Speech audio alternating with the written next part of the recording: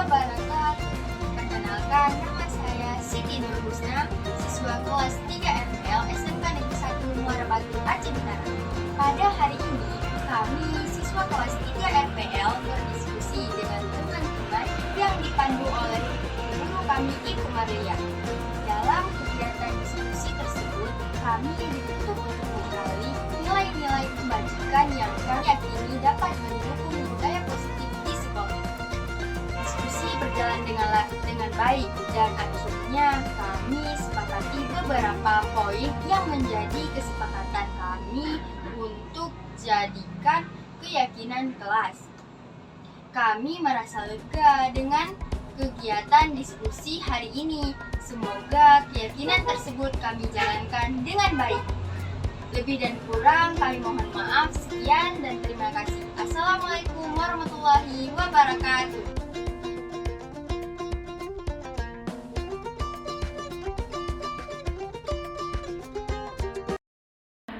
Suatu pembiasaan yang bernilai positif, di dalamnya mengandung sejumlah kegiatan yang mampu menumbuhkan karakter murid. Mungkin sambil menyimak, Bapak Ibu bisa melihat ilustrasi gambar, pasti Bapak Ibu kenal. Budaya positif merupakan perwujudan dari nilai-nilai atau keyakinan universal yang diterapkan di sekolah. Budaya positif di sekolah tidak dapat diciptakan secara instan. Ini yang perlu kita pahami. Dalam menerapkan budaya positif di sekolah diperlukan tuntunan dan teladan dari kita gurunya. Anak bisa seperti ini karena kita pernah berbuat seperti itu. Mereka pernah melihat kita memegang sapu dan sebagainya. Guru harus menjadi contoh yang baik sehingga murid dengan kesadaran sendiri akan mengikuti apa yang mereka lihat. Inilah yang namanya budaya positif dan kita berupaya untuk menumbuhkannya di sekolah kita. Sudah adakah di sekolah kita budaya positif itu? Bapak Ibu? Sudah ada? Ada. Sudah ada. Maka saya tadi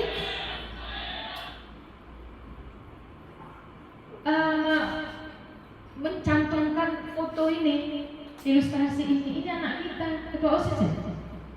Wakil ya? Bukan Syawali, yang kelas iya, yang KPI. Ini anak kita. Berarti budaya positif di sekolah kita udah ada. Tinggal kita kemas dengan kepedulian kita. Ya, bagaimana cara kita kemas? Mungkin kita akan berpedoman dengan teori-teori yang diberikan di modul budaya positif ini. Bapak Ibu, yang pertama sekali tadi kita harus merubah paradigma belajar. Karena modal kita sudah ada. Apa itu paradigma?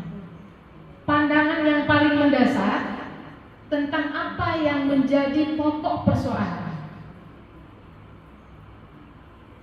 yang dipelajari berdasarkan disiplin ilmu. Guru adalah kaum intelektual yang harus memiliki cara pandang, mindset, kalau tadi Bapak Kepala Sekolah menyebutkan dalam sambutannya, guru mindset, pola pikir terhadap perkembangan pendidikan. Sejatinya guru harus proaktif dalam menyikapi perubahan paradigma belajar. Adakah yang berubah tentang belajar? Tentu ada.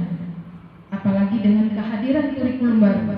Tentu banyak hal yang berubah. Tujuan pendidikan sejatinya tidak berubah seperti di awal tadi pada latar belakang. Tapi hanya cara-cara kita, teknik-teknik kita yang perlu kita rubah, kita sesuaikan dengan kondisi zaman.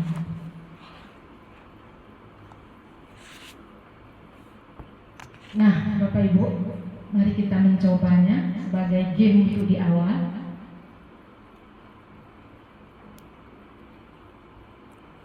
Bapak Ibu duduk berdekatan atau yang duduk sendiri pun bisa mengilustrasikan di sebelahnya ada teman. katakanlah di tangan kiri atau tangan Bapak Ibu ada sesuatu yang berharga. Apakah itu emas? Apakah itu rahasia? Ataukah sesuatu yang paling berharga sekali? Lalu yang berharga itu Bapak Ibu genggam. Mari kita mencoba.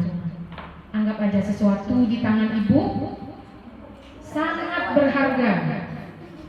Ya, sangat berharga. Kalau yang kawan sebelah kiri genggam yang kanan, kawan sebelah kanan mesti kawan genggam sebelah kiri. Nanti kita giliran. Nah, silakan teman-teman bukalah tangan temanmu itu dengan berbagai upaya. Ini rahasia sekali ya, rahasia. Bisa masa lalu, bisa sesuatu yang berharga, sesuatu yang paling berharga. Ya, bisakah dibuka? Bisa. Terlalu pasrah. Ya, terlalu pasrah. Ya, harus ada usaha. Kemudian di saat teman yang sebelah juga berusaha membuka, merayu Bapak Ibu untuk meminta. Nah, sekarang giliran Bu Liza membuka tangan Bu Foza. Tidak akan kan?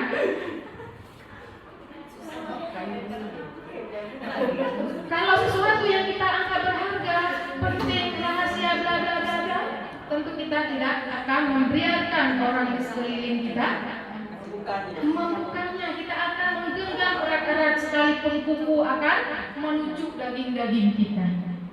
Saya yakin. Lalu apa yang akan disampaikan lewat ilustrasi ini? Ya, intinya segala sesuatu itu kita yang mengontrol. Orang lain tidak bisa mengontrol kita. Itu maknanya.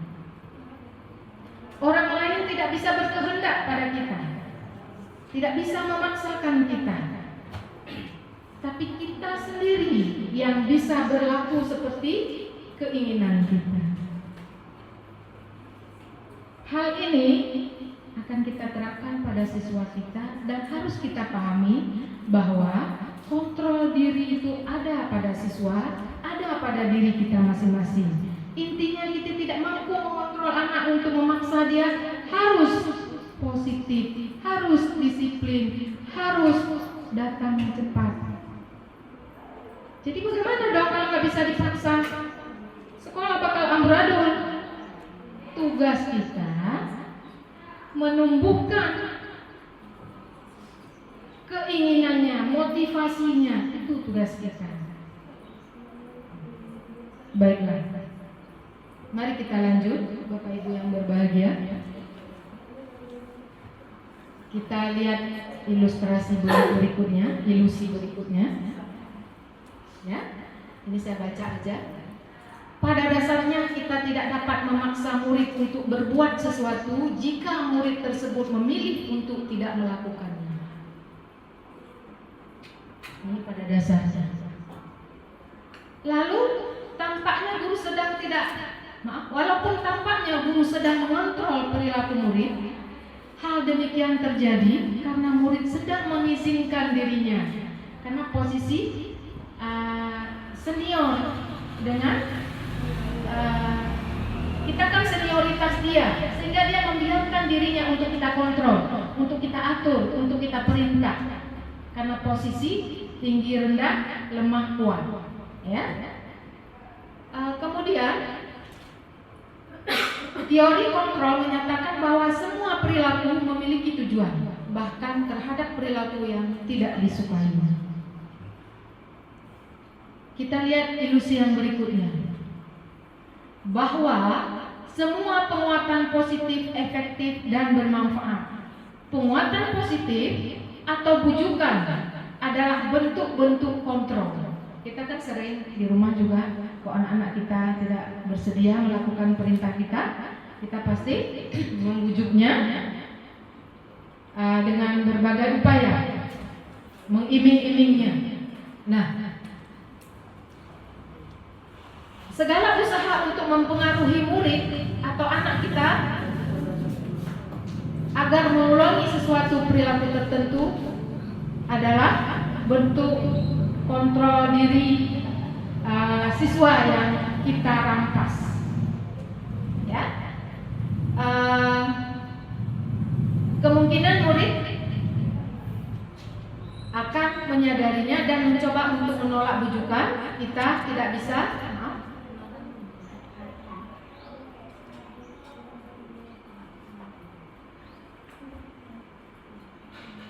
Baik, kita lanjut ke ilusi yang ketiga. Kritik juga tidak membuat persoalan persoalan terselesaikan. Kritik membuat orang merasa bersalah, dapat menguatkan karakter. Itu yang selama ini kita pahami, ya. Menggunakan kritik dan rasa bersalah untuk mengontrol murid menuju pada identitas gagal. Jadi kalau kita sering mengkritik murid, itu membuat dia pada posisi gagal. Artinya gagal, dia merasa rendah diri, merasa terpojokkan.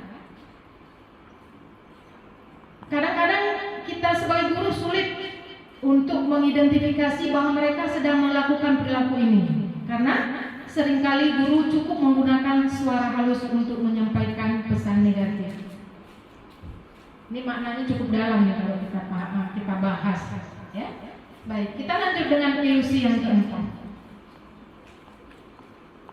Selama ini kita menganggap orang dewasa punya hak terhadap anak, tapi punya hak yang mengontrol tadi. Ini juga berlaku untuk kita di rumah dalam membimbing dan mendidik anak kita. Jadi tidak semata-mata karena kita orang dewasa kita memiliki hak penuh untuk mengontrol dirinya, ya. Baik. Nah, kembali ke paradigma tadi. Bapak Ibu rekan guru hebat, bagaimana seorang bisa merubah diri dari paradigma stimulus respon kepada pendekatan teori kontrol? Ya, ini saya kutip teori yang ada di buku.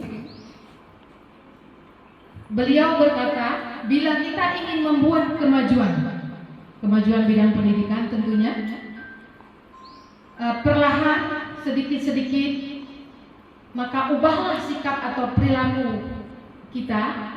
Namun bila kita ingin memperbaiki cara-cara utama kita, maka kita perlu mengubah kerangka acuan kita.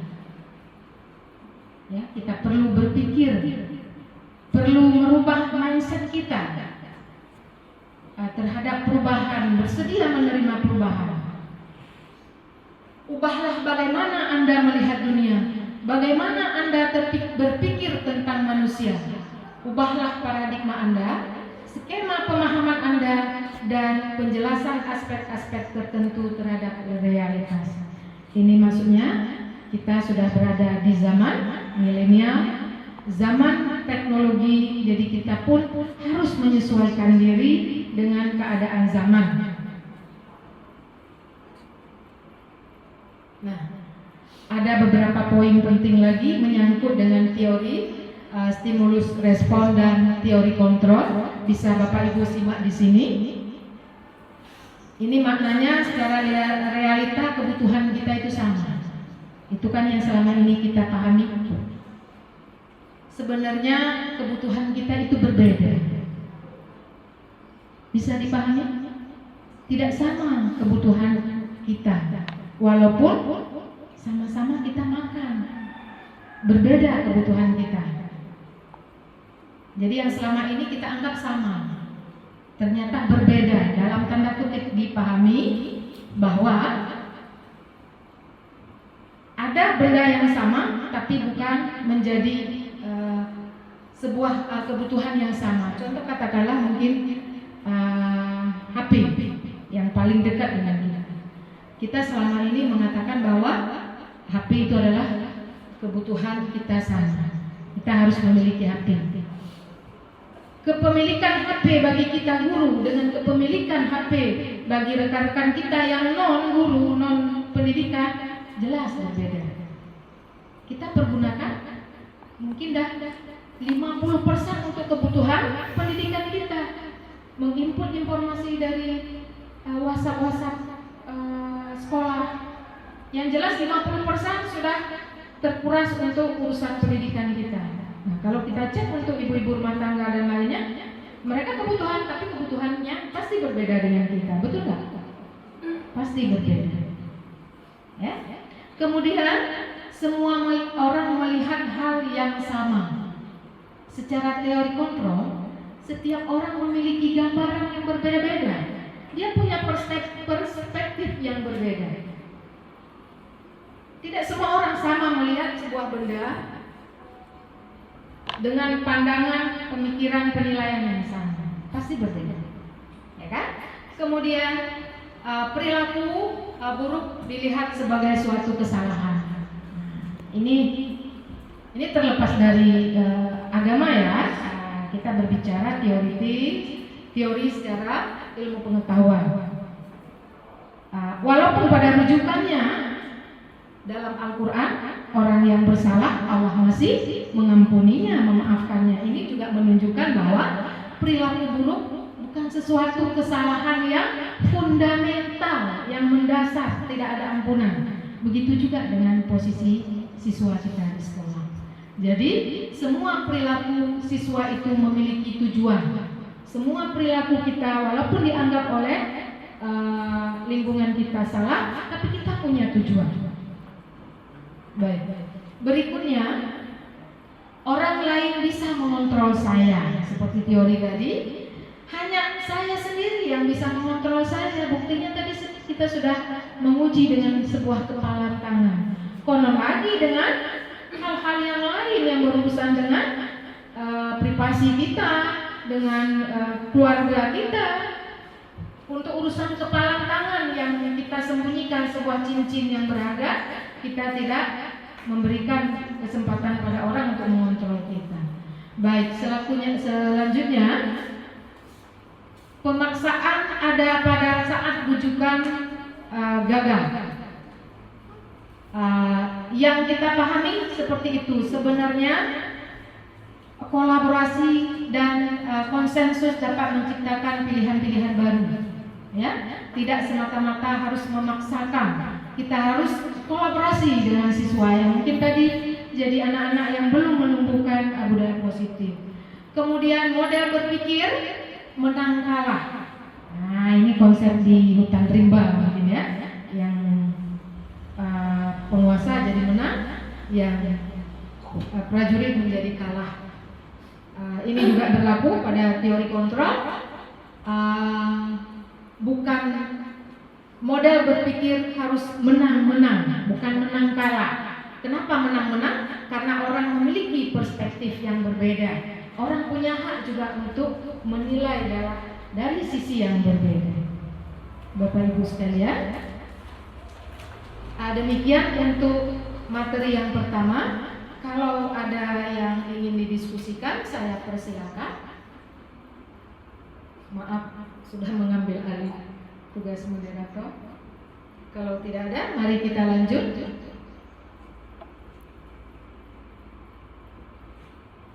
Nah, untuk teori kedua menyangkut dengan disiplin positif. Ya. Disiplin positif secara teori adalah upaya orang tua kita, orang dewasa, dalam memperkuat hubungan kita dengan anak. Kita memahami perspektif anak-anak, seperti yang saya katakan tadi, membangun empati, mempromosikan pengaturan diri atau self regulationnya, mengurangi hukuman, memperkuat kepercayaan, dan memfasilitasi pemecahan masalah. Bapak Ibu guru, di sini pada akhir kalimat ada kata memfasilitasi pemecahan masalah. Karena sekolah adalah tempat di mana begitu banyak persoalan. Jadi tugas kita adalah memfasilitasi mereka. Sebelum Kita lanjut, mari kita refleksi pada diri sendiri, ya. Mari kita tanyakan pada diri kita sendiri, bagaimana kita berperilaku selama ini, baik sebagai guru maupun sebagai istri, sebagai orang tua dan sebagai anggota masyarakat. Refleksi kita. Kemudian mengapa kita berperilaku seperti itu, atau mengapa kita melakukan segala sesuatu yang menurut kita itu sudah baik. Tentu kita ada dorongan-dorongan, ada motivasi. Kemudian apakah kita melakukan sesuatu karena ada dorongan dari lingkungan atau dorongan dari orang lain, atau terkadang kita melakukan sesuatu karena kita menghindari rasa ketidaknyamanan. Ibu-ibu, termasuk saya, pagi-pagi kita datang ke sekolah lebih cepat untuk menghindari tidak ditegur piket, tidak ditegur kepala sekolah. Atau yang paling sederhana, pernahkah Anda melakukan sesuatu hanya untuk mendapat senyuman atau pujian dari orang lain? Mari kita merenung. Pernah ya? Kalau saya jujur aja pernah. Karena lumrah sekali, manusiawi sekali. Itu memang sifat lumrah manusiawi yang ada pada diri manusia. Di momen tertentu, kondisi tertentu, mungkin itu pernah terjadi. Nah, kalau saya refleks ke belakang, mungkin pernah. Dalam kapasitas, ya, mungkin mengharuskan seperti itu, ya, baik. Apakah salah? Saya pikir tidak salah, karena itu kan manusiawi, ya kan? Baik. Mari kita lihat sebuah pandangan pola pikir Ki Hajar Dewantara bersama pemikir dari Gazen yang mengartikan disiplin positif. Ya, disiplin sebagai bentuk kontrol diri. Jadi kalau kita sudah berperilaku disiplin, berarti kita sudah memiliki kontrol diri yang baik. Disiplin diri juga mempelajari bagaimana cara kita mengontrol diri, bagaimana menguasai diri untuk memilih tindakan yang mengacu pada nilai-nilai yang kita hargai. Dengan kata lain, seseorang yang memiliki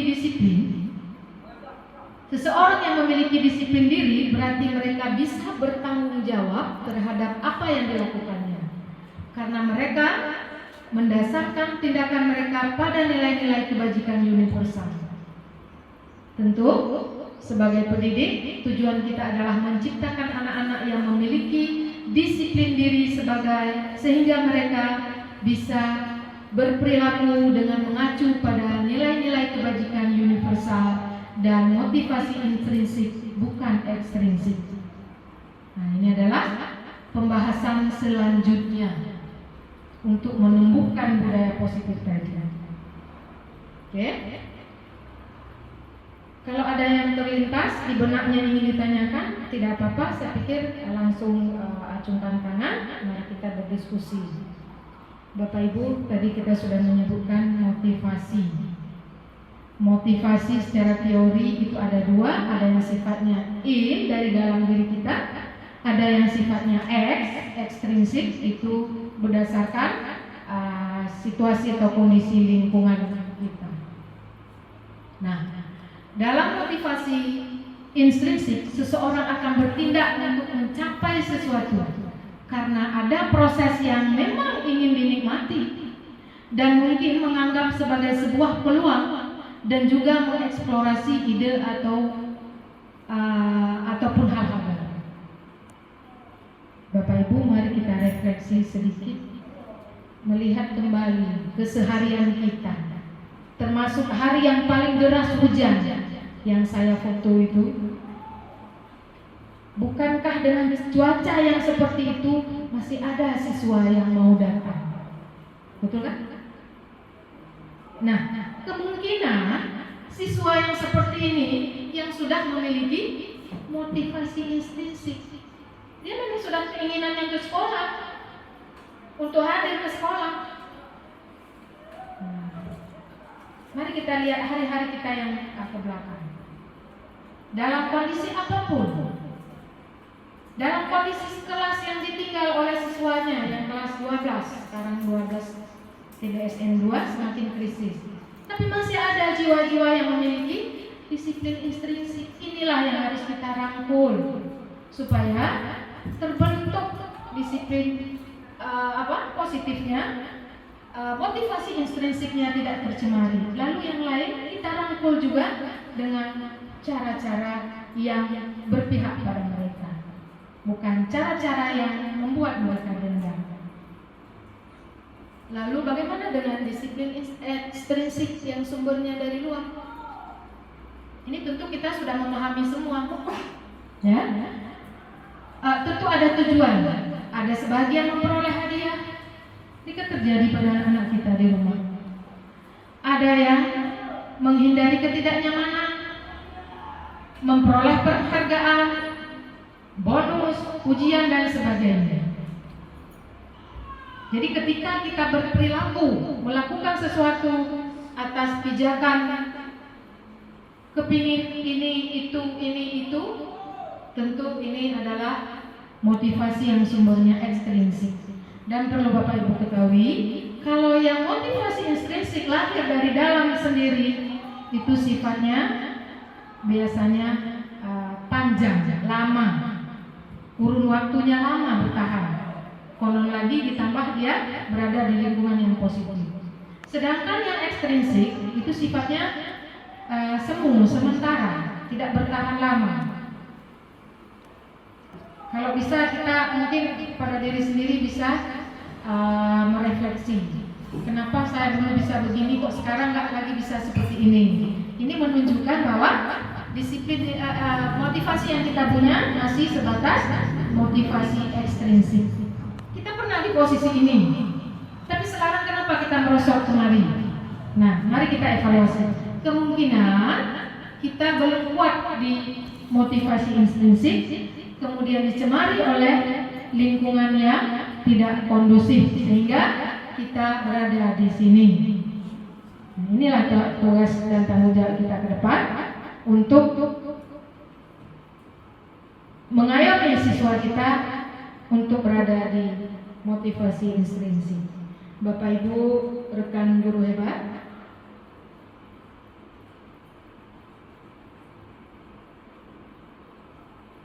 mari kita lihat lanjutannya. Ini refleksi juga, ya, untuk diri kita. Kita pasti pernah mengikuti diklat, pelatihan apapun pernah kita ikuti dari sekian lama sudah kita menjadi guru. Tentu saja di balik kita mengikuti diklat itu kita ada tujuan. Makanya saya berani mengatakan saya pernah seperti itu. Tujuannya apa?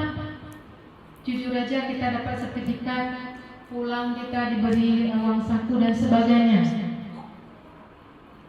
Ini kan realita, ya kan?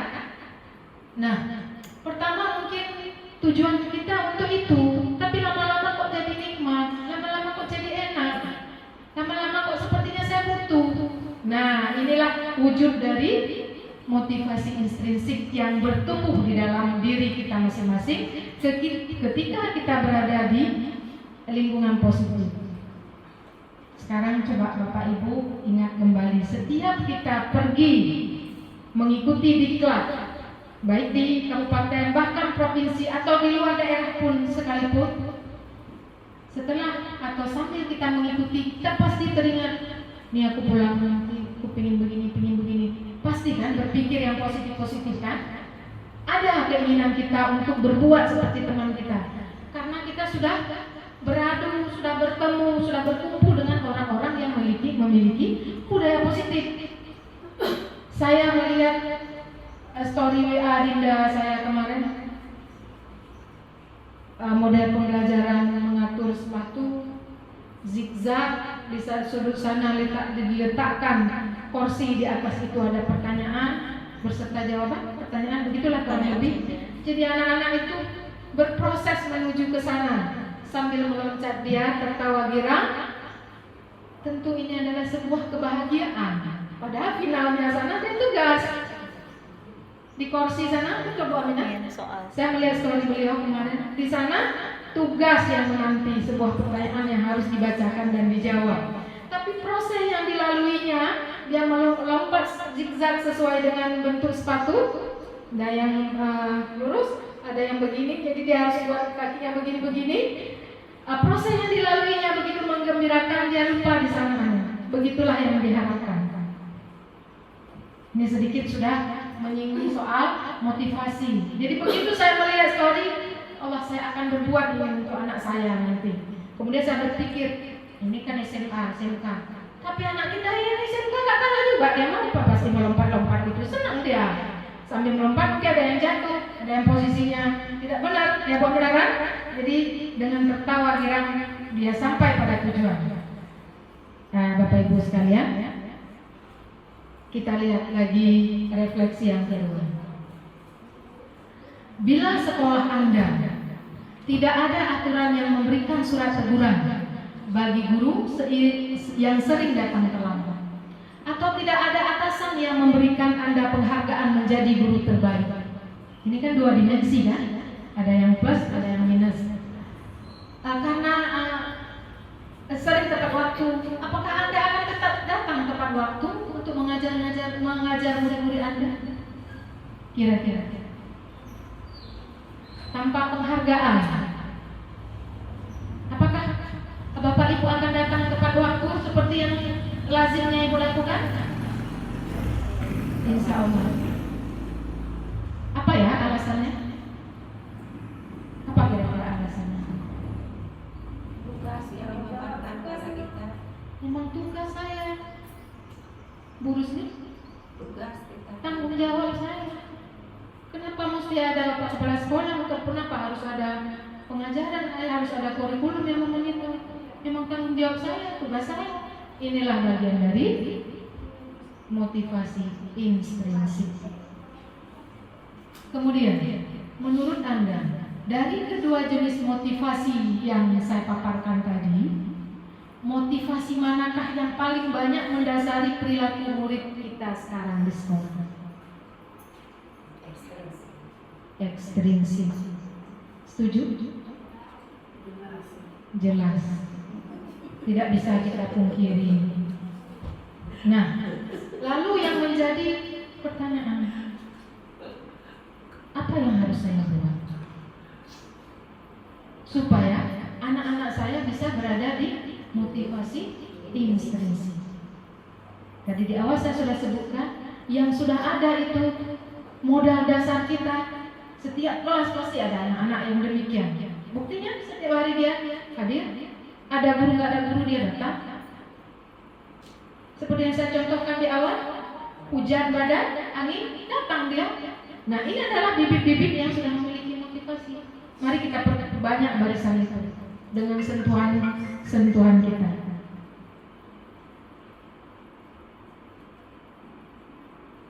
Nah, ini saya kutip teori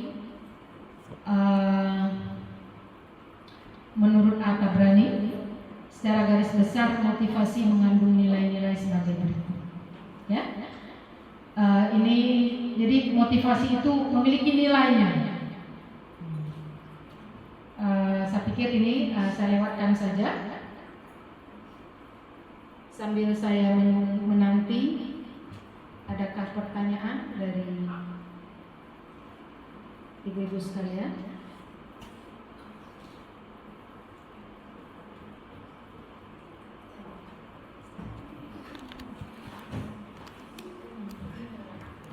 Di mana Ibu Aminah selaku moderator? Ada yang ingin bertanya, Bu?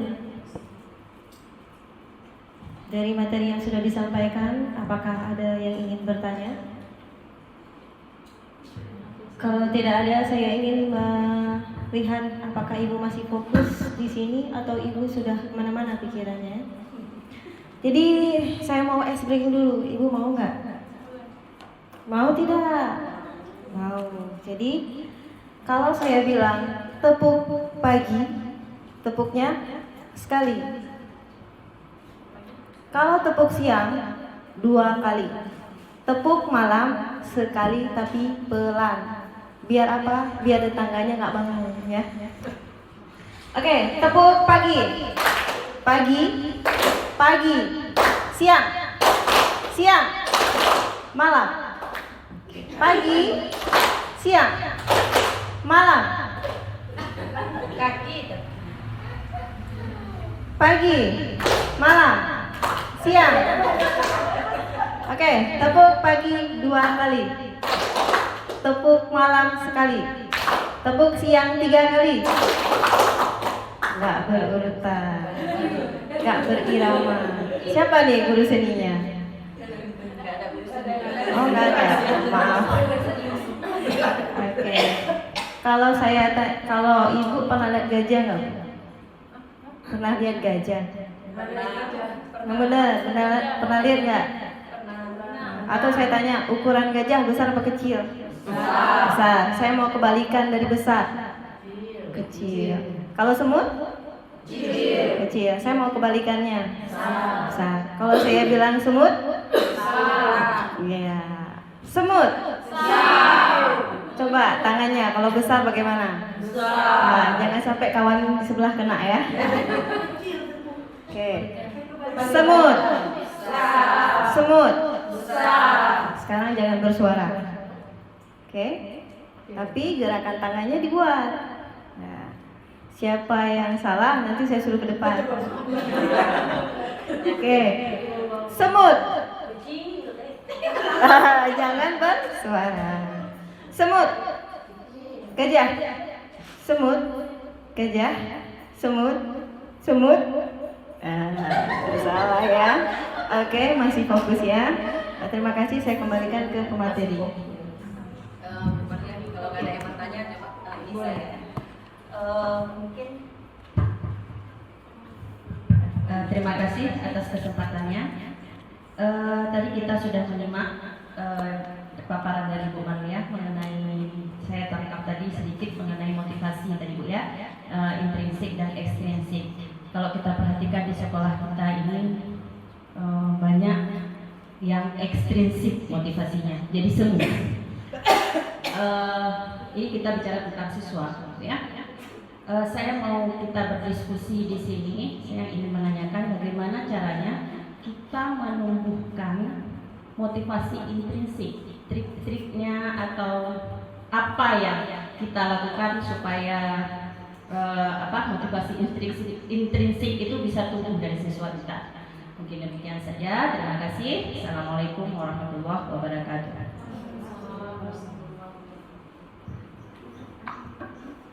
Baik. Yang ditanyakan Bu Fitri, bagaimana trik-trik kita? Sebenarnya jawabannya ada ke depan, nanti pelan-pelan ketemu jawabannya. Tapi sebelum sampai kepada jawaban apa yang harus kita perbuat, mungkin jawaban yang paling universal, yang paling mendasar, seperti saya sebutkan di awal tadi, teladan dulu dari kita. Kan di awal tadi ada saya sebutkan kan. Tapi untuk menumbuhkan teladan dari kita juga masih berproses. Nah, artinya kita juga masih harus menumbuhkan budaya positif pada diri kita dulu, kemudian baru nanti kita tularkan kepada siswa. Untuk menumbuhkan motivasi intrinsik, ini ada hal-hal yang paling mendasar yang harus kita penuhi. Ada di materi ke depan. Mohon maaf Bu Fitri, lebih sempurnanya nanti insya Allah akan ketemu ya. Baik, mari kita lihat lanjutannya motivasi perilaku manusia. Tujuan dari disiplin positif yang akan kita bentuk di sekolah adalah untuk menanamkan motivasi sesuai yang ditanyakan tadi Bu Fitri pada murid-murid kita, yaitu menjadi orang yang mereka inginkan dan menghargai diri sendirinya dengan nilai-nilai yang mereka percaya. Kemudian ketika murid-murid kita memiliki motivasi tersebut seperti yang diharapkan Bu Fitri dan kita semua, mereka telah memiliki motivasi intrinsik yang berdampak jangka panjang, dan motivasi itu tidak akan terpengaruh pada adanya hukuman atau hadiah, persis seperti yang diharapkan Bu Fitri. Mari kita lihat, adakah gambaran jawaban di sana? Nah, yang menjadi pertanyaan, bagaimana cara kita sebagai guru untuk menanamkan disiplin positif kepada murid kita. Bapak Ibu, saya udah tahu Bu Fitri yang bertanya. Ini Bu Fitri, karena pertanyaannya persis seperti yang beliau tanyakan. Berarti apa yang saya sampaikan sudah sampai pula kepada Bu Fitri. Artinya beliau menanyakan ini karena inilah yang ada di alam pikiran saya. Berarti materi yang di belakang itu sudah sampai, dan saya yakin pada rekan-rekan yang lain juga demikian. Alhamdulillah sekali. Baik. Mari kita lihat motivasi perilaku manusia itu secara teori itu ada 3. Masih dengan teori Gazen. Yang pertama, motivasi kita menghindari hukuman, ketidaknyamanan. Kalau dalam bahasa Aceh ya. Kemudian yang kedua, motivasi kita mendapat penghargaan, imbalan, seperti yang kita bahas di awal tadi. Lalu menjadi orang yang mereka inginkan dan menghargai diri sendiri dengan nilai-nilai yang mereka yakini. Menurut ibu-ibu sekalian, di antara 3 motivasi ini, mana yang paling ideal? Motivasi intrinsik. Ya, perilaku yang ketiga ini, ya kan? Nah, baik. Mari kita teruskan. Kita lihat ciri-ciri yang menghindari ketidaknyamanan, ya kan? Ini motivasi yang terendah dari kasta motivasi. Ya. Cirinya apa yang akan terjadi bila saya tidak melakukannya? Uji pertanyaan itu kepada jiwa kita, batin kita, untuk menemukan di mana posisi saya. Apakah masih saya berusaha menghindari hukuman? Nah, sebenarnya mereka yang memiliki pertanyaan seperti ini sedang menghindari permasalahan yang akan muncul. Motivasi ini sifatnya eksternal. Ya, ini bisa kita cek pada diri kita masing-masing. Baik. Berikutnya, yang mendapatkan penghargaan, cirinya ada yang akan saya dapatkan bila saya melakukannya. Mereka melakukan sebuah tindakan untuk mendapatkan pujian dari orang lain yang menurut mereka penting. Motivasi ini juga sifatnya eksternal, sifatnya sementara, semu. Kemudian yang mampu menempatkan dirinya, menghargai dirinya, memiliki nilai-nilai yang sudah tertanam kuat di dalam dirinya, ini sifatnya internal, bukan eksternal, dan sifatnya biasanya lama. Oke, mari kita refleksi diri kita. Sebagai seorang guru, Anda hadir mengajar di kelas tepat waktu. Motivasi apakah yang mendasari tindakan Anda? Motivasi apa? Tepat waktu kita hadir. 1, 2, 3. Motivasi mana? 3. Belum sampai Bu, baru 2,5, baru 1,5. Maju terus biar sampai ke nomor 3. Berproses, ya kan? Kemudian ini penjelasannya masih. Ini seperti yang saya paparkan tadi, teladan dari kita. Ketika mampu kita menghadirkan motivasi yang ketiga, maka siswa akan melihat apa yang kita lakukan. Baik, berikutnya. Nah, ini hal yang paling sering kita temui dalam keseharian kita. Karena ada motivasi, ada hukuman, ada penghargaan. Mari kita lihat apa yang dimaksud dengan hukuman, walaupun secara harfiahnya kita tidak paham. Hukuman adalah denda, sesuatu yang tidak menyenangkan. Baik, berdasarkan Alfie Code, ya, penghargaan maupun hukuman adalah cara-cara mengontrol perilaku seseorang yang menghancurkan potensi untuk pembelajaran yang sesungguhnya. Secara ideal, tindakan belajar itu sendiri adalah penghargaan. Tidak perlu lagi imbalan hadiah, bla bla bla. Belajar itu sendiri sudah merupakan sebuah penghargaan. Seperti yang sering kita sampaikan pada siswa kita. Hadirlah ke sekolah, datanglah ke sekolah. Ketika kamu nggak bisa dengan materi yang ibu ajarkan, ibu tidak mempersoalkan itu. Saya sering mengatakan seperti itu pada siswa. Kamu datang aja ke sekolah, itu sudah belajar untuk kamu. Coba kita contohkan. Siswa kita mau datang ke sekolah, itu udah proses belajar untuk dia. Belajar dia melawan malasnya, belajar melawan kantuknya, belajar melawan lapar kadang-kadang belum sarapan pagi, jajannya yang sedikit, itu udah masuk proses belajar. Kemudian bagaimana dengan penghargaan? Sering kita berulang kali menjanjikan hadiah kepada anak-anak, memberikan sesuatu kepada guru atau karyawan yang melakukan pekerjaan bagus. Kita sedang berasumsi mereka tidak dapat melakukannya atau mereka tidak akan memilih untuk melakukannya.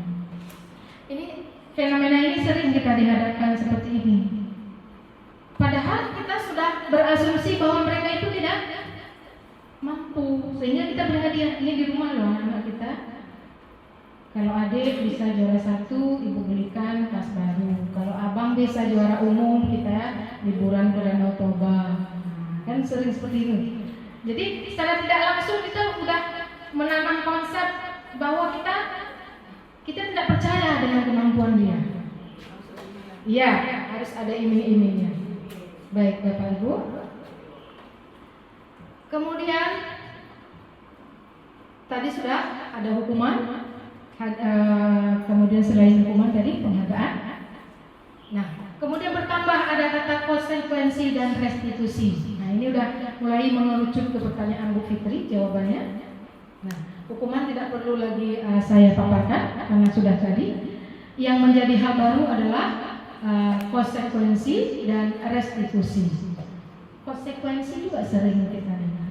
Kalau udah konsekuensi begitu, pemahaman kita sehari-hari ya. Jadi konsekuensi itu sifatnya sudah terencana, sudah ada, sudah kita sepakati, sudah dibahas dan disetujui oleh murid dan guru. Ya, jika dia melanggar, maka dia akan menerima konsekuensi.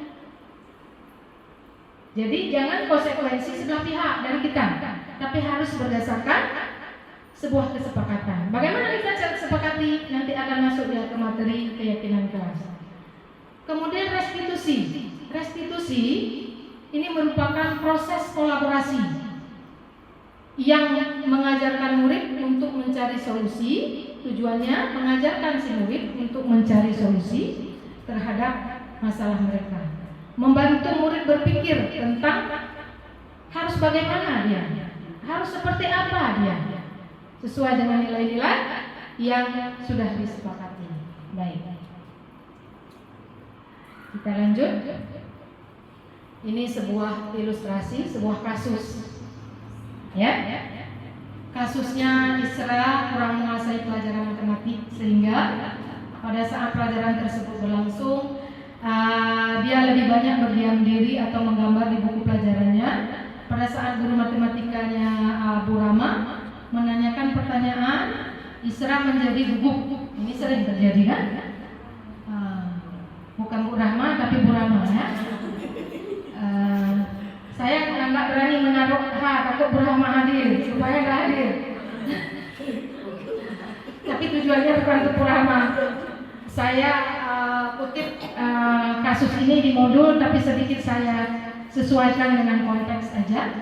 Kemudian karena gugup tidak sengaja menjatuhkan tasnya dari kursi, serta tiba-tiba menjadi gagap pada saat Isranya menjawab pertanyaan. Ini lumrah kan? Sering ini kan terjadi, apalagi untuk anak-anak SD. Kemudian seluruh kelas pun tertawa melihat perilaku Isra yang berbicara tergagap dan terkejut tersebut. Nah, kalau di sekolah kita ini menjadi bahan yang paling empuk, ya kan? Kemudian Bu Rama pada saat itu membiarkan teman-teman Islam menertawakan dia yang tergagap dan malu luar biasa. Rupanya gurunya diam aja, memberi kesempatan pada siswa lain untuk tertawa. Saya tidak tahu apa yang ada di kepala Bu Rama. Apakah dia nggak mau ambil resiko atau memang dia juga sebenarnya dari hati ikut tertawa. Baik. Ternyata si Isra ini diminta maju ke depan dan berdiri di depan kelas sambil menunjuk tegas ke arahnya. Isra, mungkin itu seperti itu kan? Kalau kita marah kan, kita tunjuk dengan tegas, kita suruh dia ke depan, kita suruh bawa kertas yang tadi dia gambar, lalu kita suruh perlihatkan pada teman-temannya. Ini matematika loh, kalau lari ke seni ya. Nah, kita suruh anak itu berdiri di depan, kita suruh perlihatkan sama teman-temannya apa yang kamu gambarkan. Nah,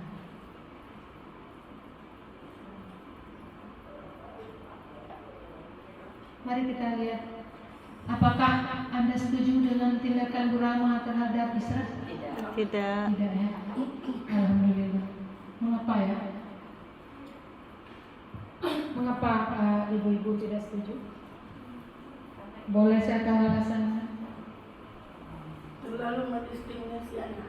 Mendiskriminasi anak. Yang lain mungkin ada perspektif yang berbeda. Menjatuhkan mental anak. Jelas itu. Membuat dia gagal.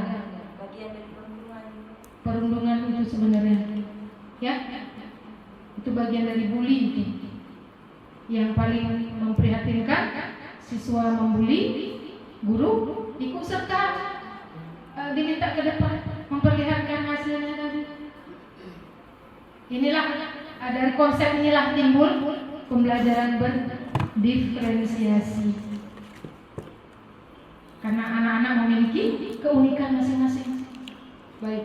Kemudian pertanyaan yang kedua, menurut Anda tindakan Bu Rama terhadap Isra adalah sebuah hukuman atau konsekuensi? Hukuman.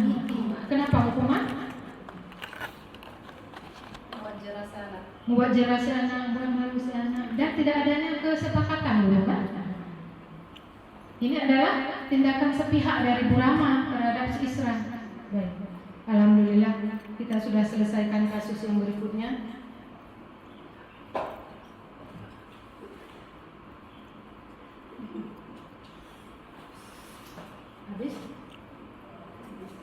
Habis? Baik. Kita teruskan, masih ada Bu, mohon bersabar. Kita masuk ke ini dia, semakin mengerucut. Bapak Ibu sekalian, kita selaku makhluk Tuhan di muka bumi yang tidak pernah lepas dari hawa nafsu, keinginan-keinginan, ya. Pahamilah bahwa selaku manusia kita memiliki 5 kebutuhan dasar. Ya, kita harus punya 5 kebutuhan dasar. Apa yang harus kita punya? Yang pertama survivalnya, kemudian harus memiliki funnya, ada freedomnya, ada ruang untuk kita memiliki kebebasan, ada love and belongingnya, ada cinta dan kasih sayang, ada tempat untuk kita mengeksplor kemampuan. Baik. Lalu menjadi pertanyaan, ketika 5 kebutuhan ini tidak terpenuhi, apa yang terjadi Bapak Ibu? Ketidakseimbangan. Bagus, ketidakseimbangan. Ada perilaku-perilaku menyimpang. Ya? Terus siapa yang menyimpang? Siswa kita sendiri. Baik, mari kita lihat kebutuhan survival fisiologi, yaitu kebutuhan yang sudah lazim. Ada makanan, pakaian, minuman, tempat tinggal dan sebagainya. Pernahkah kita berpikir bahwa anak kita di sekolah ada yang masih ketimpangan di dalam soal ini? Banyak sekali. Kita sudah berulang kali melakukan home visit, kita sudah melihat kondisi real siswa kita. Sekalipun mereka ada rumah, ada tempat tinggal, kadang-kadang huniannya kurang layak untuk mereka, apalagi yang sudah bertumbuh menjadi seorang gadis. Ya.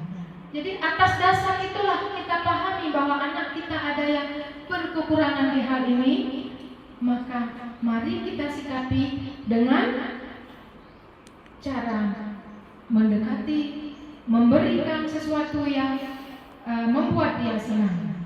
Bukan materi yang dimaksud di sini, tapi bentuk pelayanan kita selaku guru, sehingga terjawab sedikit keresahannya. Katakanlah pagi hari dia terlambat masuk, jangan-jangan dia belum makan. Kalaupun kita tidak sanggup membelikan dia makanan, ada cara lain yang bisa kita berikan sehingga rasa laparnya pun hilang. Kalau dia datang terlambat dengan perut kosong sampai ke kelas, kita hardik, kita nasihati dengan jurus-jurus kita. Perut yang tadi lapar semakin berbunyi. Bukan hanya perut yang bekerja, otaknya pun ikut bekerja, menaruh dendam pada dia. Anak-anak, kawan sekalian, kita lanjut. Ini cinta dan kasih sayang, ya. Langsung kita lihat contoh kasus. Ini kasus di sekolah dasar, ketika seorang anak yang membuat masalah untuk mendapatkan perhatian dari teman, gurunya maupun orang tuanya, maka kebutuhan dasar yang sedang dipenuhi oleh anak tersebut adalah kebutuhan akan kasih sayang. Mari kita sejenak merenung bagaimana dengan anak-anak kita. Anak-anak kita di sekolah masih butuh kasih sayang kita, ya. Anak yang memiliki, ini bisa dilihat lanjutannya, yang memiliki kebutuhan kasih sayang, dia itu memiliki sikap akrab dengan orang tuanya. Biasanya mereka belajar karena suka pada gurunya. Bagi mereka teman sebaya sangatlah penting. Mereka juga biasanya suka bekerja dalam kelompok. Ini ciri-ciri secara umum yang bisa kita kenali pada anak atau orang dewasa. Jangan salah ya, karena kita sumbernya juga dari anak-anak yang sudah tumbuh menjadi dewasa. Ini adalah ciri-ciri. Ketika kita tidak bisa menghadirkan, tidak bisa berada dalam kelompok, tidak nyaman bekerja berada dalam kelompok, ada kemungkinan love and belonging kita masih masih kurang. Baik. Ini semakin mengarah ke jawaban Bu Fitri. Lalu power yang bagaimana yang dimaksud di sini? Apakah kita harus semuanya menjadi penguasa? Ya, baiklah. Ini kita lihat contoh kasus dalam urusan penguasaan. Apabila ada anak yang merasa hebat setelah mengganggu temannya, ini kan sering ya, dia merasa hebat dia setelah mengganggu temannya, merasa hayu kalau bahasa daerah, karena temannya menjadi takut dan menuruti apa yang dia perintah. Ini juga terjadi pada diri kita yang dewasa. Maka anak tersebut sedang berusaha memenuhi kebutuhan dasarnya akan kekuasaan. Mungkin di rumah tidak ada kesempatan dia berbicara, tidak didengarkan saat bisa menyampaikan segala sesuatu. Nah, jadi hingga ia bertingkah pola di lingkungannya di luar. Lalu biasanya anak-anak yang memiliki kebutuhan dasar akan penguasaan yang tinggi, dia suka menjadi pemimpin di dalam kelompoknya, suka mengamati segala sesuatu sebelum mencoba hal baru, dan dia merasa kecewa sekali jika melakukan kesalahan. Ini bisa dilihat pada anak-anak kita sendiri di rumah. Kalau pulang sekolah dia membanting tas, banting sepatu, ada segala sesuatu yang mungkin tidak terpenuhi pada unsur powernya, pada unsur kekuasaannya. Ya, baik, mari kita lanjutkan. Nah, berikutnya anak-anak dengan kebutuhan kebebasan yang tinggi, harus ada kebebasan. Itu menginginkan pilihan, mereka perlu banyak bergerak, suka mencoba hal-hal yang baru, tidak terlalu terpengaruh dengan orang lain, senang mencoba hal baru dan menarik. Ini anak-anak yang kita temui tadi sudah memiliki sikap disiplin positif, memiliki motivasi intrinsik. Tentu mereka sudah terbebas dari ini, sudah memiliki kebebasan dirinya. Ya, mari kita lihat kasus. Seorang anak diberi bekal makanan dengan menu yang sama setiap hari oleh ibunya. Ini untuk SD atau TK. Dia membuat masalah dengan temannya, mengambil paksa bekal milik teman-temannya. Hal tersebut dia lakukan karena ia ingin mencoba makanan temannya yang beraneka ragam. Ini yang masih memiliki anak di SD, tolong usahakan bekalnya beragam, jangan itu aja, takut dia rebut punya temannya. Ya. Kemudian kasus yang seperti ini menandakan bahwa dia ingin memenuhi kebutuhan kebebasannya. Dia merasa terkukung dengan pilihan menu itu terus. Nah, ini contoh kasus yang paling sederhana. Ya, baik, mari kita lanjutkan. Bapak Ibu sekalian, memiliki rasa bahagia. Ya, ketika anak-anak dengan kebutuhan dasarnya senang, tinggi kebutuhan kesenangannya, dia menikmati apa yang dia lakukan. Mereka juga bisa berkonsentrasi tinggi saat mengajarkan hal yang disenangi. Nah, ketika anak-anak kita datang dari rumah dengan ketimpangan-ketimpangan tadi, ditambah lagi di sekolah dia tidak bahagia, kita tidak menghadirkan pembelajaran yang berpihak pada anak, sangat disayangkan. Satupun kebutuhan dasarnya tidak sempurna. Maka tugas kita, berilah kebahagiaan anak-anak di sekolah dengan kita hadir ke sekolah, memberikan pembelajaran yang berpihak pada dia, yang dia sukai. Ya. Ini hanya tips tambahan untuk kita orang tua ketika anak-anak mengalami permasalahan, maka kita selaku orang tua harus hadir secara penuh bersama anak. Kemudian kita harus berkomunikasi positif, membangun relasi yang hangat dengan buah hati kita, mengajarkan anak untuk memahami, mengenali emosi-emosi, membuat kegiatan rutin bersama anak. Ini sudah pasti ada Bapak Ibu lakukan.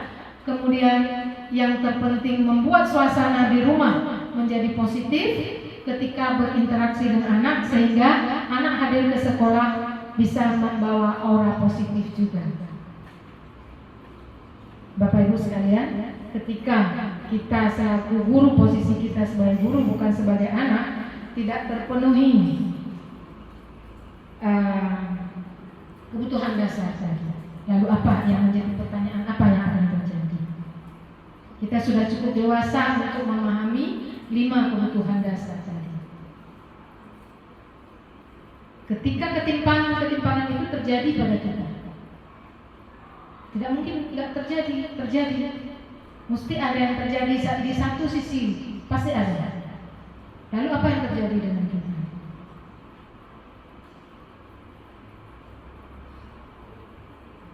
Coba pikirkan bagaimana selama ini Anda memenuhi kebutuhan dasar Anda.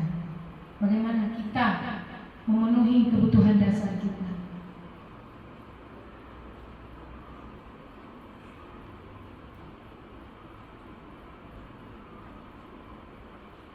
Ini sebuah konteks yang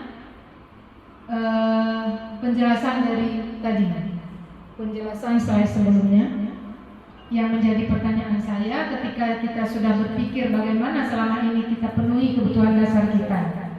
Ketika tidak terpenuhi, apa yang terjadi?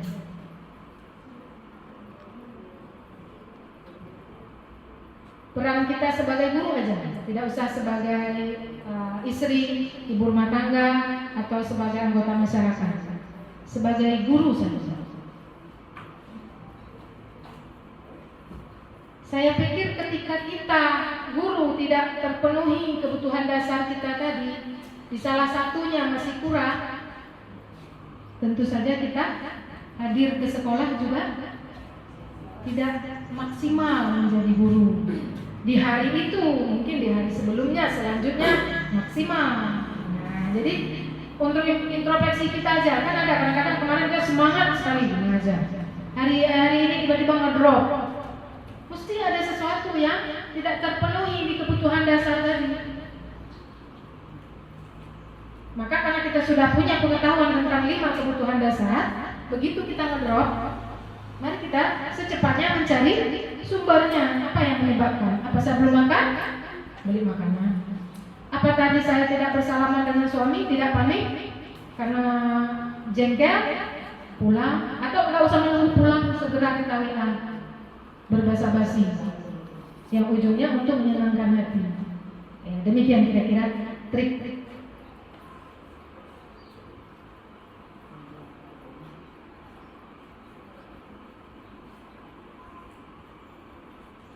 Ketika seorang murid melakukan sesuatu perbuatan yang bertentangan dengan nilai-nilai kebajikan atau melanggar aturan, hal itu sebenarnya dikarenakan mereka gagal memenuhi kebutuhan dasar mereka. Ini mempertegas yang tadi yang saya paparkan.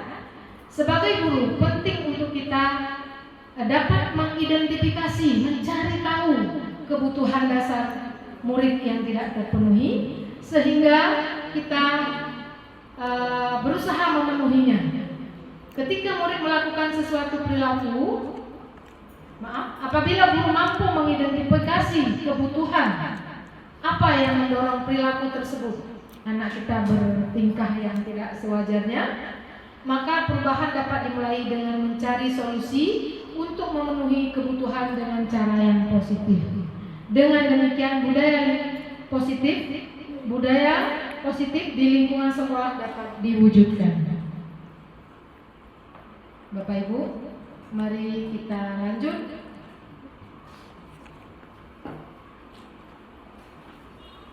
Nah, ketika anak-anak tadi tidak mampu tidak mampu memenuhi kebutuhan dasar 5-nya, tentu dia bertingkah pola di luar keyakinan, di luar ketentuan, di luar aturan sekolah dan sebagainya. Persoalan-persoalan itu harus kita sikapi. Bagaimana cara kita menyikapi? Nah, tugas kita sebagai guru harus kita pahami dulu posisi kontrol ada 5. Ada posisi kontrol sebagai penghukum, ini diri guru hadir sebagai penghukum. Ada yang hadir sebagai pembuat rasa bersalah. Ada yang hadir guru sebagai teman bagi anak, bagi siswa. Ada yang sebagai pemantau. Ada yang hadir sebagai manajer. Mari kita lihat penjelasan selanjutnya. Dan nanti kita merenung, ada di manakah saya? Di posisi kontrol manakah saya selama ini? Baik. Rafli jarang sekali, kita lihat contoh kasus, jarang sekali hadir di sekolah. Pada saat hadir pun dia sering datang terlambat, duduk mengobrol di kantin tanpa menghiraukan dan masuk. Jika masuk kelas pun dia sibuk memainkan HP dan bersikap acuh tak acuh. Apabila guru menegurnya, ia menunjukkan perilaku kasarnya. Hal ini sudah sangat mengganggu dan beberapa teman di kelasnya mengeluhkan tentang perilaku Rafli di kelas. Bila Anda adalah guru pada zaman tersebut, pada saat itu, pada kelas Rafli atau wali kelasnya, penerapan disiplin apa yang akan Anda lakukan untuk kasus Rafli? Di posisi 5 kontrol tadi, di mana akan Bapak Ibu berada? Boleh, tidak masalah. Tergantung diri sendiri. Lebih ke teman. Dulu saya pernah di penghukum, tapi setelah saya mengikuti guru penggerak, saya seperti yang disampaikan oleh Pak Eko tadi, begitu banyak rasa bersalah saya, dosa saya terhadap anak-anak. Maka saya bilang, sambutan Pak Eko 50% sudah mewakili apa yang ingin saya sampaikan. ya. Saya tidak mengatakan ibu-ibu pernah di sini, tapi saya pernah juga berada di posisi ini, ya. Ya, di sini juga pernah kita. Di sini juga paling sering dengan memegang buku piket. Sadar atau tidak, kita memegang buku piket. Kamu lagi ya, kemarin kamu juga, hari itu juga kamu. Kalau saya pikir hari Jumat yang lalu juga kamu yang terlambat. Kan? Ini posisi pemantau, sih menghitung kesalahan orang. Ya, baik. Nah, mari kita lihat ciri penghukum. Nada suaranya tinggi seperti suara saya barusan. Bahasa tubuh, biasanya kalau posisi siswa duduk, bahasa tubuh lebih condong mengarah ke siswa, ya. Kemudian seperti yang tadi kan menunjuk tegas, ya kan? Kemudian berkaca pinggang, menghardik. Ini saya tutup dulu dengan ini. Konsekuensi logis dari akibat penerapan peran kontrol penghukum adalah kemungkinan murid akan marah dan memendam rasa agresif. Ya. Sambil kita menyimak azan, saya tayangkan slide-nya. Bapak Ibu lihat saja, ya.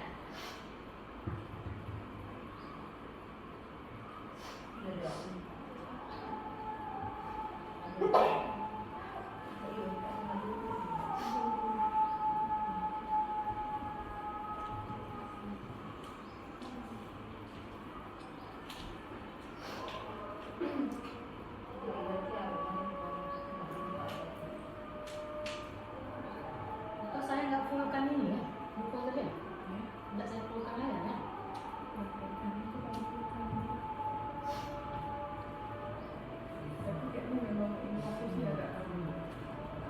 Slideshow.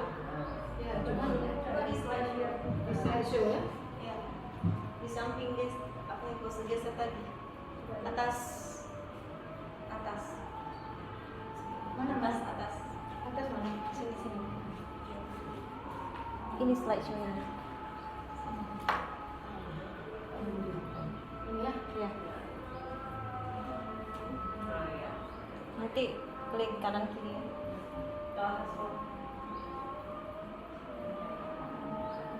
Nih, kalau tadi ada yang berposisi sebagai teman, bisa dilihat.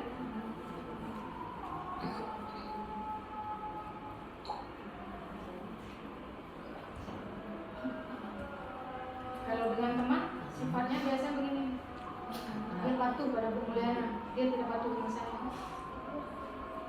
Itu biasa kalau posisi sebagai teman. Ya, dia hanya menurut pada orang-orang tertentu saja yang sudah dianggap dia teman. Nah, ini seperti yang saya paparkan tadi, memantau dengan buku piket sebesar kitab. Ya. Lalu yang ini posisi manajer. Ini yang belum kita sampai ke sana, masih berusaha untuk sampai. Mudah-mudahan. Insya Allah sampai kalau kita punya niat tekad kuat sampai. Karena latihan pertama kita di rumah dulu dengan anak kita. Nggak mungkin kita akan memberikan yang terbaik buat anak kita. Setelah kita terbiasa di rumah dengan anak kita, tidak sebagai pemantau, tidak sebagai teman. Kalau sebagai teman nanti sama mama dia takut, sama ayahnya enggak, atau sebaliknya.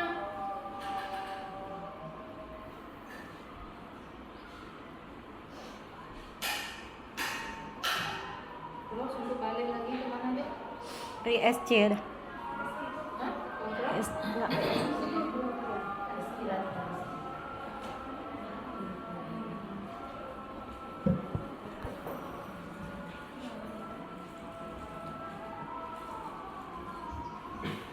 Nah, Slideshow.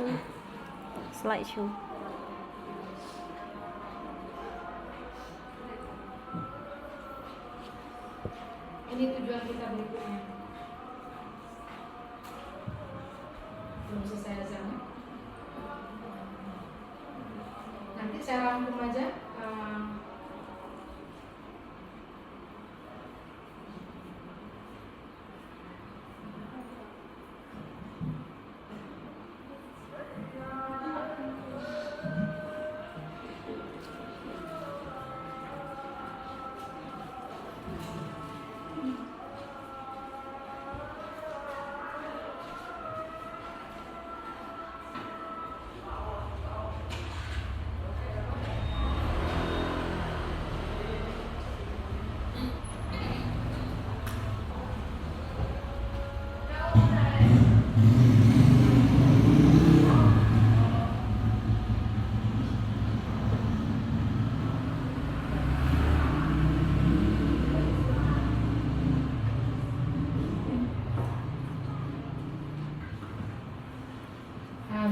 mari kita lanjutkan mengenai keyakinan kelas.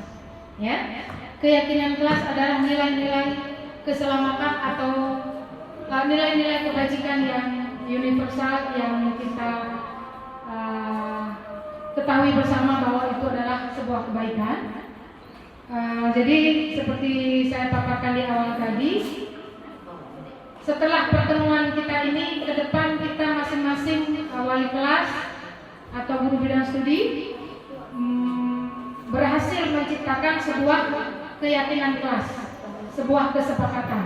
Ya, nanti langkah-langkahnya akan saya beritahukan. Ini saya tampilkan secara garis besar saja.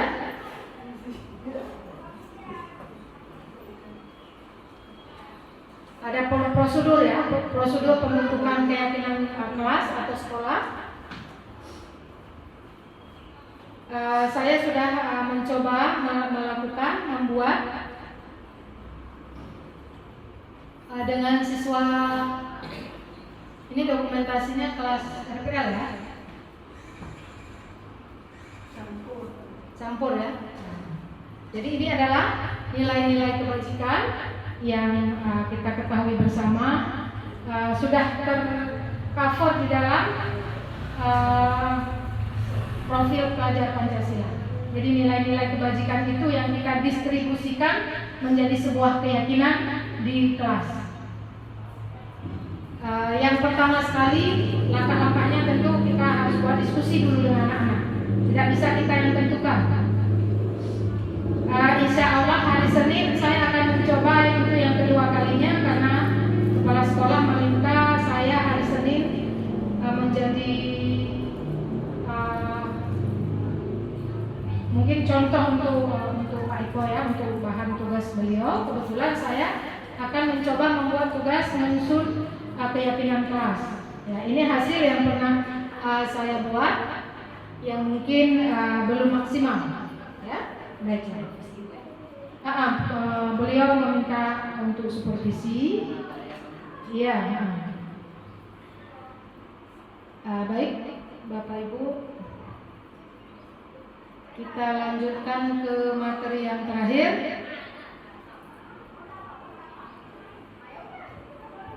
Materi yang terakhir ini adalah cara kita menyelesaikan persoalan dari awal tadi. Bagaimana cara kita tumbuhkan budaya positif, motivasi intrinsik dan sebagainya.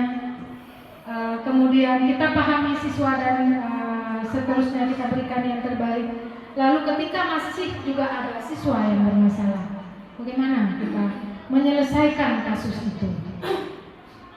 Yang pertama, kita di sini diminta untuk menyelesaikan dengan langkah restitusi, bukan hukuman, bukan hadiah, bukan konsekuensi, tapi dengan restitusi. Apa itu restitusi? Proses kolaborasi kerjasama yang mengajarkan murid untuk mencari solusi atas persoalannya, seperti yang saya paparkan tadi. Nah, mari kita lihat segitiga restitusi. Ini segitiga ini mungkin supaya konsep restitusinya cepat tersampaikan, ya. Jadi kalau menurut matematika ini segitiga sama sisi ya, Bu Fitri ya. Jadi ada sisi paling dasar menstabilkan identitas, sisi kirinya atau kanannya validasi tindakan salah, ini menanyakan keyakinan. Apa ini maksud, Bu? Mari kita lihat. Nah, ketika anak-anak memiliki masalah, tentu kita sudah memanggilnya. Setelah kita panggil, apa yang kita lakukan? Kita stabilkan dulu identitas dia. Bagaimana cara kita stabilkan? Ada yang tahu? Bagaimana cara kita stabilkan? Anak yang bermasalah, apakah habis dia berkelahi dengan teman, habis dibully dan sebagainya, kondisi emosionalnya tidak stabil kan? Pasti dia menunjukkan marah, kesal dan sebagainya. Begitu kita panggil, kita duduk bersama, kita stabilkan dulu emosinya. Iya. Jadi di sini Ketika seorang merasa bersedih atau emosional, mereka tidak bisa mengakses bagian otak yang berfungsi untuk berpikir rasional. Ini teori. Artinya ketika orang sedang marah, kita tidak merespon dengan baik, dia bisa lebih beringas lagi. Maka sering kan kita lihat orang mengambil tindakan bahkan murid terhadap gurunya. Ini karena ini otak dia itu tidak bisa merespon karena dia sedang sedih atau emosional. Kemudian anak yang melanggar peraturan karena sedang mencari perhatian adalah anak yang sedang mengalami kegagalan. Maka dia mencoba untuk memenuhinya dengan versi dia. Baik, kita lanjut. Nah, ini beberapa contoh yang akan kita praktikkan, kalimat-kalimat yang bisa kita praktikkan, yang tujuannya untuk kita stabilkan identitas. Bapak Ibu, ini anak-anak yang bersalah kan? Itu di balik gambar itu saya kayaknya kalau nggak salah. Kalau nggak saya Bu karena hari Rabu. Ini dokumennya, ya. Jadi kalimat ini kita bisa pergunakan saat kita menyelesaikan kasus ini, sehingga stabil emosinya. Maka ada anak-anak yang ketika kita marah dia bertambah marah. Masalahnya itu teori tadi, otaknya tidak mampu bekerja secara rasional. Saya lupa slide. Dengan slide kan bisa ya.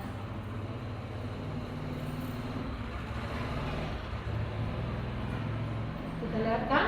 Kemudian tindakan yang kedua, validasi tindakan yang salah.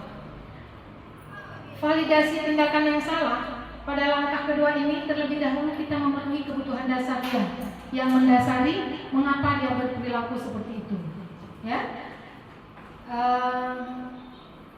Ketika kita menolak murid yang berbuat salah, maka mereka akan tetap dalam masalah.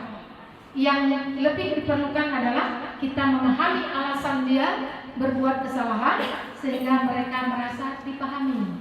Seperti yang saya sampaikan di awal tadi, ketika dia lapar, masuk terlambat, datang terlambat, jangan kita menambah kelaparan dia, tapi minimal kita pahami kondisi dia. Baik, kita teruskan. Ini contoh-contoh kalimat yang bisa kita validasikan. Kita validasikan dulu kebenarannya, kenyataannya, benar enggak? Ini kalimat ini bisa kita pergunakan ya.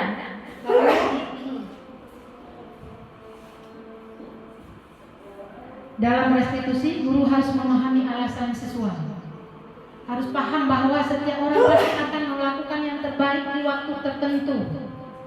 Mungkin sebelumnya pernah dia berbuat baik, ke depan mungkin dia berbuat baik. Jadi dia tidak menjudge dia. Selanjutnya baru kita tanyakan keyakinan. Apakah dengan dia melakukan itu menanyakan keyakinan menumbuhkan motivasi internal siswa.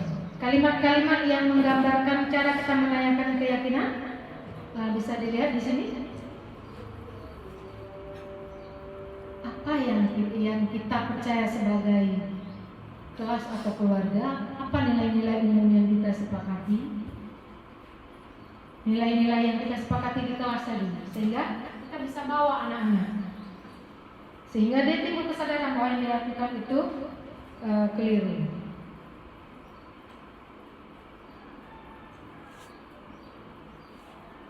Nah, tibalah kita pada kesimpulan akhir. Ketika terjadi penyimpangan pada anak, maka hal yang harus kita lakukan oleh guru untuk menjawab pertanyaan Bu Fitri dan untuk mempertegas apa yang sudah kita dapatkan hari ini. Pertama, pahami anak-anak, fasilitasi dia, mereka dengan meninjau kembali kebutuhan dasarnya. Adakah yang timpang? Kemudian atasi masalah mereka dengan langkah segitiga restitusi, bukan dengan langkah-langkah atau dengan cara-cara yang sudah mengarah ke menghukum. Karena tugas kita di sekolah, Bapak Ibu, mendidik anak-anak, bukan sebagai penghukum. Kemudian belajarlah untuk memposisikan diri kita di posisi manajer agar kita bisa menjadi guru yang diidam-idamkannya, agar kita bisa berkontribusi pada sekolah untuk menumbuhkan budaya positif. Ya, demikian. Terima kasih atas waktu yang telah Bapak Ibu sediakan, kesabaran dalam menanti mendengar pemaparan dari saya. Pengajar yang butuh saya akhiri dengan sebuah kata indah, sebuah syair. Pengajar yang butuh belajar. Ilmu diajar supaya anyar, terus mencari sampai ke akar, hingga anugerah menjadi mekar. Terima kasih, sahabat guru hebat. Salam dan bahagia warga SMK Negeri 1 Muara Batu. Sambil kita mempersiapkan ini, saya ingin memutar video saya senyum-senyum sendiri. Tapi nanti kita juga ada foto ya. Tolong jangan bubar sebentar. Sebelum saya sampai pada tugas ini, ada tugas di awal menyelesaikan masalah dengan segitiga restitusi. Posisikan diri sebagai manajer. Jadi saya tersenyum-senyum karena masih jauh dari harapan yang sebenarnya. Karena saya masih belajar ya.